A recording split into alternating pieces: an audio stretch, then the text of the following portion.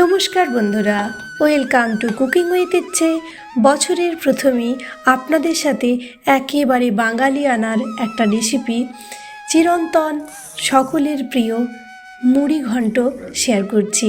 এটা বানানোর জন্য নিয়ে নিয়েছি 1 বাটি গোবিন্দভোগ চাল।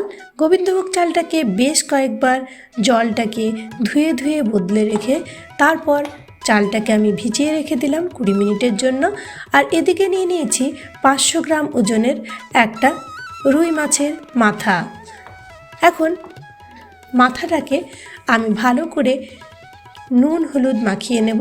আর মাথাটা আমি শুধুমাত্র কিনে নিয়ে এসেছিলাম। মাথাটা যখন আপনারা ইউজ করবেন তখন অবশ্যই কিন্তু বেশ কয়েকবার ভালো করে ধুয়ে নেবেন, না হলে কিন্তু মাথার মধ্যে যথেষ্ট কাদা বালি এসব থেকে যায়। তাই খুব ভালো করে না ওয়াশ করলে কিন্তু এই রেসিপির মধ্যে স্বাদটা ঠিক করে হবে না। বালি মাছের মাথাটা যখন ভাজা হবে তখন কিন্তু বালি থেকে যাবে। তাই খুব ভালো করে মাথাটাকে ধুয়ে নিতে হবে। মাছের মাথাটার মধ্যে হলুদ নুন মাখিয়ে এখন আমি সরষের তেল গরম করে নেব।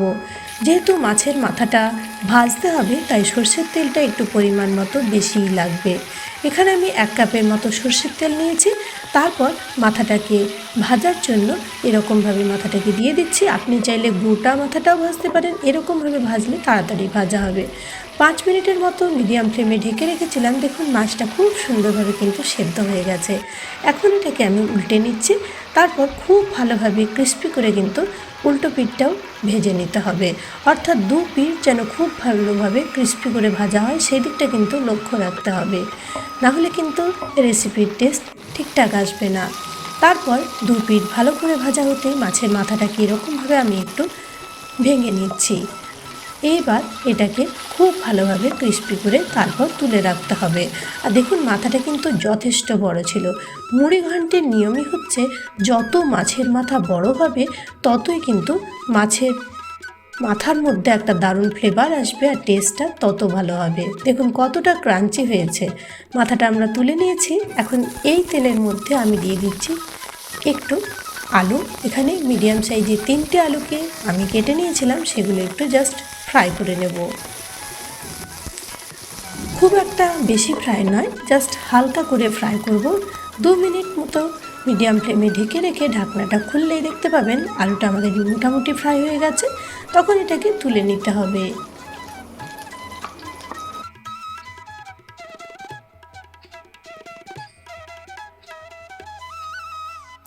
এখন এই তেলের মধ্যে 1 চামচ দিয়ে দিচ্ছি ঘি। চাইলে আপনি এখানে পুরোটাই ঘি ব্যবহার করতে পারেন, তবে অল্প ঘি দিলেও কিন্তু ফ্লেভারটা দারুণ আসবে। দিয়ে দিচ্ছি 2টো তেজপাতা, 2টো শুকনো লঙ্কা, আর দিচ্ছি 3-4টে দারচিনির টুকরো, বড় একটা এলাচ। এগুলোতে ফ্লেভারটা খুব ভালো হবে। তার সাথে 4-5টা দিয়ে দিলাম ছোট এলাচ। দেব অল্প একটু লবঙ্গ। এখানে 2-3টে লবঙ্গ ব্যবহার করেছি। আর গোটা জিরে ব্যবহার করেছি বড় চামচের 1 চামচ। খুব সুন্দর একটা সুগন্ধ বেরিয়ে আসার পর মিডিয়াম সাইজের একটা পেঁয়াজকে একটু ভেজে নিচ্ছি। আর এই লঙ্কা তেজপাতাটা আমি তুলে নিলাম। এটা আমরা পরে ব্যবহার করব ডেকোরেশনের জন্য। অলরেডি এটার ফ্লেভারটা এটার মধ্যে খুব সুন্দরভাবে কিন্তু ছড়িয়ে গেছে। আর আপনারা যদি ঝাল এটার মধ্যে খেতে পছন্দ করেন তাহলে কিন্তু আরও একটু লঙ্কার পরিমাণটা বাড়িয়ে দেবেন। দিয়ে দিচ্ছি আদা রসুনের পেস্ট বড় চামচের 1 চামচ নিয়েছি, 1 চামচ কাশ্মীরি মির্চ, হলুদ 1 চামচ, জিরের গুঁড়ো ধনের গুঁড়ো 1 চামচ, আর নুন 1 চামচ। তবে নুনটা আর হলুদটা পরিমাপ অনুসারে দিতে হবে। চাইলে আপনারা এই পর্যায়ে কিন্তু লঙ্কার গুঁড়োও দিতে পারেন। এই মশলাগুলো আমি এখানে অ্যাড করে দিলাম। তারপর অল্প একটু নাড়াচাড়া করে মশলাটাকে ভালো করে কষানোর জন্য আমি জাস্ট অল্প পরিমাণ এটার মধ্যে অ্যাড করে দিচ্ছি জল, 2 চামচ বড় চামচের। তাহলে কি হবে, মশলাটা আমাদের ভালো করে কষানো হয়ে যাবে আর নিচে মশলা ধরে যাবে না। আঁচটা কিন্তু একেবারে লো রাখতে হবে। তারপর অল্প কষানোর পর দিয়ে দিচ্ছি আমাদের যে আলুগুলো ফ্রাই করে রেখেছিলাম সেটা। আলুর সাথেও অল্প একটু এটাকে ফ্রাই করে নেব, তাহলে খুব সুন্দর একটা ফ্লেভার এটার মধ্যে অ্যাড হয়ে যাবে।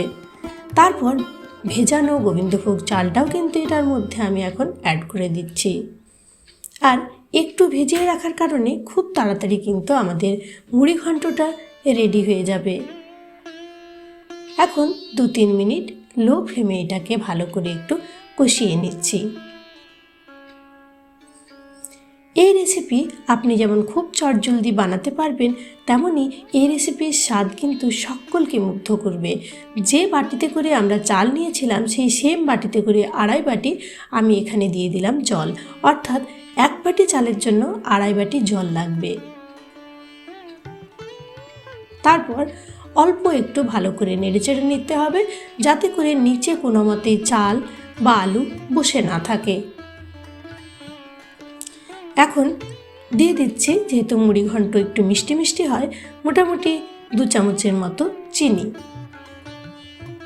মিষ্টির পরিমাণটা আপনার স্বাদ অনুসারে কম বেশি করে নেবেন। ঢাকনা দিয়ে মোটামুটি 10 মিনিট রান্না করতে হবে। প্রথমে আমি 7-8 মিনিট রান্না করেছি, তারপর দেখুন এটা অনেকটাই কিন্তু আমাদের সেদ্ধ হয়ে গেছে।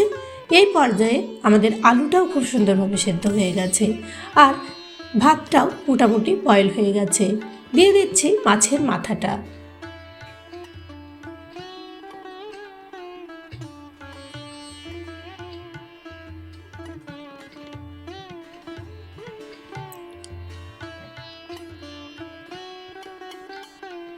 অল্প একটু নাড়াচাড়া করে এটাকে এখন আরও 5 মিনিটের মতো কম আঁচে ঢাকনা দিয়ে রান্না করব। 5 মিনিট পরে নিজেই বুঝতে পারবেন যে আপনার রেসিপি একেবারে রেডি হয়ে গেছে। দেখুন, এটাকে এরকমভাবে একটু মাখা মাখাও আপনারা রাখতে পারেন, আবার ইচ্ছে হলে একটু ড্রাই করে নিতে পারেন। আমি একটু শুকনো শুকনোই করে নেব, কারণ আমার বাড়ির লোক সেভাবেই খেতে পছন্দ করে। তবে যেহেতু মুড়ি ঘন্ট আমরা ভাত দিয়েও খেতে পারি ঘন্টের মতো, তাই ঘন্টর মতো আপনি এটাকে একটু ভেজা ভেজাও রাখতে পারেন। এখন যে লঙ্কাটা তেজপাতাটা তুলে রেখেছিলাম সেটাও এটার মধ্যে অ্যাড করে দেব, তাতে কি হবে, দেখতে সুন্দর হবে। আর নিয়েছিলাম একটু গরম মশলা, সেটাকে বেটেছিলাম, সেটা এটার মধ্যে দিয়ে দিলাম। অল্প একটু লবঙ্গ, দারচিনি আর এলাচ, ব্যাস এটা দিলাম। আর তার সাথে দেব বড় চামচের 1 চামচ ঘি।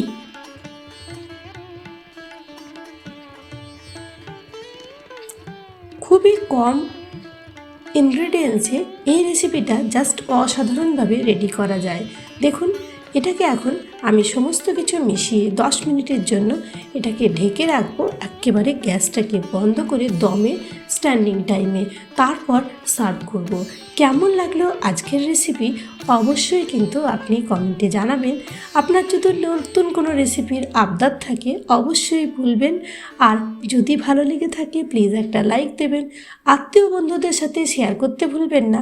চ্যানেলে প্রথম দর্শক বন্ধু হলে প্লিজ ফুল ভিডিওটাকে ওয়াচ করে চ্যানেলটাকে সাবস্ক্রাইব করে পাশে থাকা বেল বাটনটা অবশ্যই অলে সেট করে দেবেন। এখন আমি এটাকে সার্ভ করে দিচ্ছি। অবশ্যই একদিন এইভাবে বানিয়ে আপনার মতামত আমাকে জানাতে ভুলবেন না যেন। দেখুন, একেবারে পারফেক্টলি রেসিপি কত সহজে রেডি হয়ে গেল। এটা বানাতে কিন্তু একেবারে কম সময় লাগে। সবাই ভালো থাকবেন, সুস্থ থাকবেন। দেখা হবে পরবর্তী অন্য কোনো রেসিপির সাথে। ভিডিওটা ফুল ওয়াচ করার জন্য আপনাকে অনেক ধন্যবাদ।